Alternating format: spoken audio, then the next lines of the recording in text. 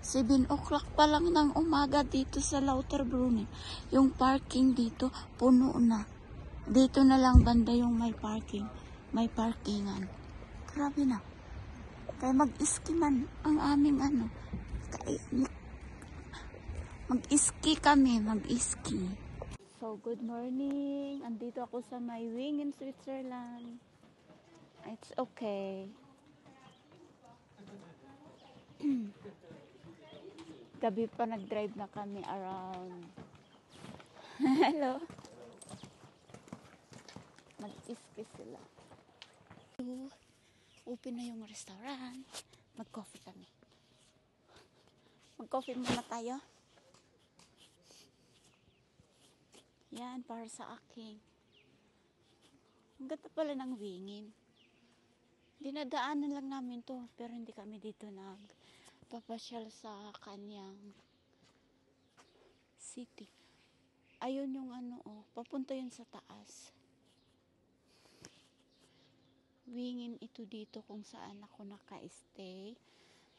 Sa taas, hindi ko na alam ano pangalan, kalimutan ko na. Pwede ka doon sa taas mag-iski kasi may snow. Lang, ganda talaga ng wingin. Okay, mag-coffee na. Bye-bye na.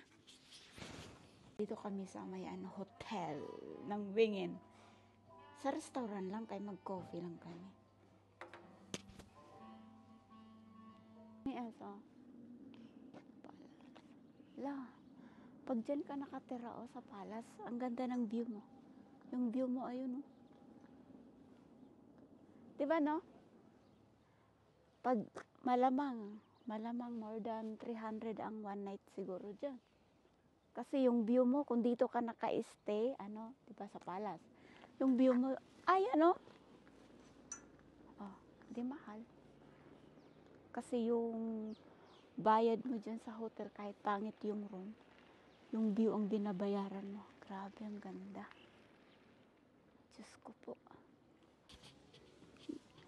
Ang ganda. Gusto ko pumunta doon sa taas. Kasi sa taas may na araw. Dito sa baba wala pa. Tagal pa. Baka matagal pa dito yung yung araw. Na traffic pa doon sa bukid. Kasi maraming nag-iski.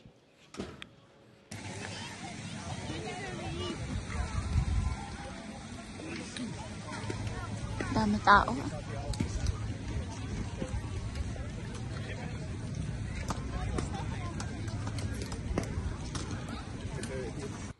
Let's go! Ay! Wala, hindi kaya.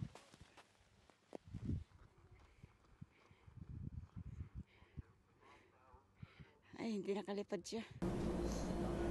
Katarungan na ako raura. Paulit na. Inaantok na talaga ako.